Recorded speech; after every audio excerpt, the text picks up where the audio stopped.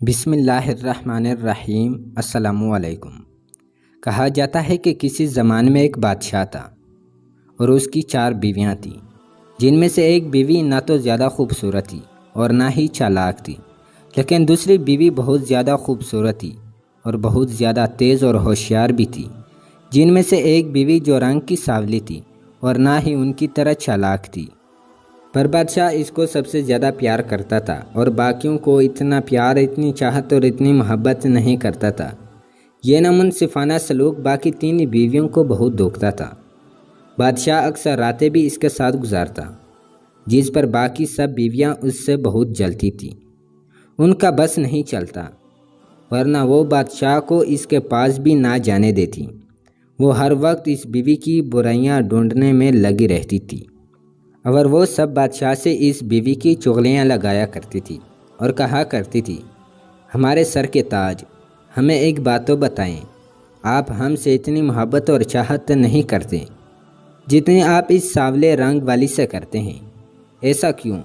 بادشاہ، جو کہ بہت ذہین اور عقل مند انسان تھا، اس نے ان کے سوال کا جواب اس وقت نہیں دیا۔ کچھ وقت گزر جانے کے بعد ایک ایسا موقع آیا جہاں بادشاہ اپنی بیویوں کو کچھ نہ کچھ خوشی سے انعام کے طور پر دینا چاہتا تھا۔ جب یہ بات ان بیویوں کو پتہ چلی تو ان 4 بیویوں میں سے جو کہ بہت خوبصورت تھی، یہ سن کر بہت خوش ہوئی اور دل ہی دل میں سوچا کہ ہم اس موقع پر بادشاہ سے ہیرے جواہرات لے لیں گے اور سونا چاندی بھی لے لیں گے۔ آخر کار وہ ٹائم آ ہی گیا۔ اس نے اپنی تمام بیویوں کو پیغام پہنچایا کہ میں آج بہت خوش ہوں اور اس خوشی کے موقع پر اپنی تمام بیویوں کو انعام دینا چاہتا ہوں۔ بادشاہ نے ایک ٹائم طے کیا اور مقرر کردہ ٹائم میں ان سب کو اکٹھا کیا۔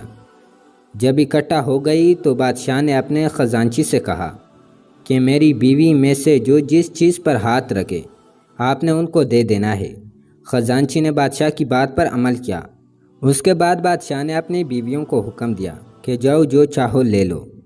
ان 4 بیویوں میں سے 3 بیویاں بہت خوش ہوئیں اور بھاگ اٹھی خزانے کی طرف، جبکہ ان میں سے ایک بیوی جو رنگت کی سانولی تھی وہ کڑی تھی، وہ ان کی طرح ٹوٹ کر نہیں پڑی۔ بادشاہ سارا منظر دیکھ رہا تھا۔ جب ان 3 بیویوں نے ڈھیر سارے ہیرے جواہرات ہاتھوں میں لے لیے تو اس کے بعد بادشاہ کے پاس آئے اور کہا کہ بادشاہ سلامت، ہم نہ کہتے تھے کہ آپ جس سے سب سے زیادہ پیار کرتے ہیں اس نے کچھ بھی نہیں لیا اور وہ ویسے ہی بت بن کر کڑی ہوئی ہے۔ ان کا کہنا تھا کہ وہ بیوی خزانے کی طرف چل پڑی۔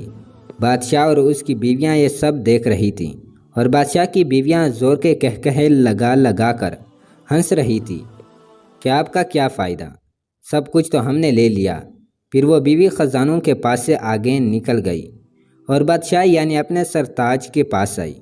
ان کے کندھے پہ ہاتھ رکھ دیا، جس پر سب حیران رہ گئے، اور بادشاہ کے کندھے پر ہاتھ رکھنے کے بعد کہا کہ بادشاہ سلامت، مجھے آپ ان سب چیزوں سے زیادہ قیمتی ہے اور آپ کو سب سے زیادہ اہم رکھا ہے۔ میرے لیے یہ سب کوئی معنی نہیں رکھتا۔ اگر آپ میرے تو آپ کا سب کچھ میرا ہے، اس لیے مجھے یہ سب نہیں چاہیے۔ اور کہا کہ جس کا عطا کیا ہوا یہ سب کچھ ہے، میں نے اس پر ہاتھ رکھا ہے۔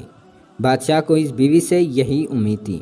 بادشاہ نے اپنی اس بیوی کا ہاتھ تھاما، اس کی طرف چاہت بھری نگاہوں سے دیکھا اور اپنی باقی بیویوں سے مخاطب ہوتے ہوئے کہا کہ آج اچھا موقع ہے، چلیں آج میں آپ کے اس سوال کا جواب بھی دے دیتا ہوں۔ بیویاں جو اپنا سوال بھولی ہوئی تھیں ان کو یاد کرواتے ہوئے کہا کہ یاد کرو، تم سب نے ایک سوال کیا تھا کہ آپ ہم سے اتنی محبت نہیں کرتے جتنے آپ اپنی اس سانولی بیوی سے کرتے ہیں۔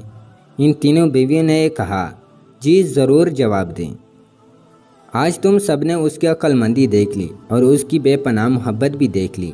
اس کی سمجھداری اور محبت کی وجہ سے میں اس سے زیادہ محبت کرتا ہوں، اور کہا کہ اس نے مجھے چنا ہے، اس لیے یہ دنیاوی خزانہ معنی نہیں رکھتا، اور کہا کہ اس نے اس انسان کو چنا ہے جس کی وجہ سے یہ سب کچھ ہے۔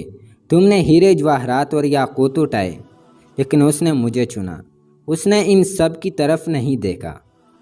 اس وجہ سے میں اس کو اتنی اہمیت دیتا ہوں، اسی وجہ سے میں اسے اتنا پیار کرتا ہوں۔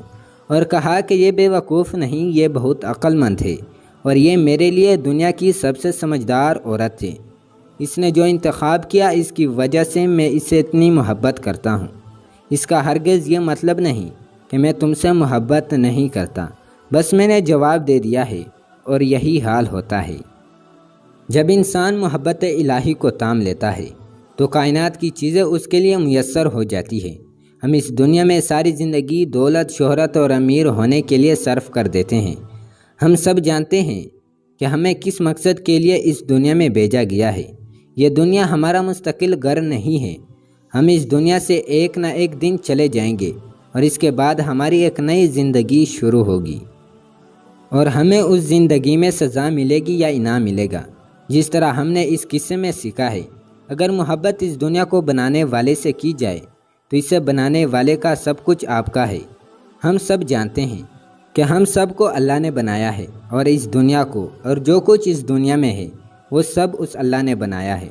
سوچو، اگر ہم اپنی زندگی اس کی چاہت کے مطابق گزاریں گے اور سب سے زیادہ اس سے چاہت رکھیں گے تو یقین مانیں اللہ عز و جل ہمیں سب کچھ دے دے گا جس کی خواہش کرتے ہیں۔ بس ہمارا یقین ہونا چاہیے۔ کاش میں سمجھا پاتا آپ کو اور خود کو۔ اللہ پاک ہم سب کو ایسا بنا دے جیسا وہ چاہتا ہے۔ آمین ضرور لکھنا۔